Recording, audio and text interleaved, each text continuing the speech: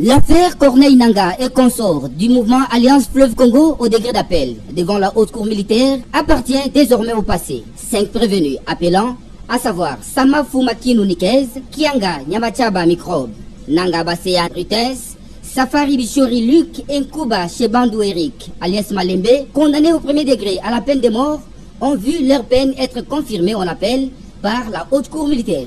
10 endroits. Dit non fondé les appels de tous ces 5 prévenus. Déclare par contre fondé celui du ministère public par rapport à ces 5 prévenus présents. Statuant contradictoirement pour Kuba Chebandou Eric à la question de savoir s'il y a lieu de lui appliquer une sanction pénale et une peine complémentaire. La haute cour militaire répond par oui.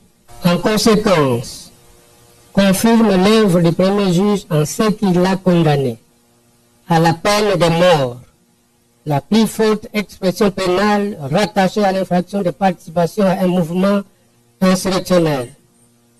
Confirme sa détention. S'agissant de Corneille Nangaa, chef rebelle de l'Alliance Fleuve Congo et ses complices en fuite, que le ministère public avait requis les défauts à leur rencontre, la haute juridiction militaire a décidé ce qui suit. Quant aux prévenus défaillants pour lesquels le ministère public a requis les défauts, la haute cour militaire dit qu'elle sursoit à l'examen de l'action engagée par lui en vertu de l'article 94 alinéa 2 du Code de procédure pénale.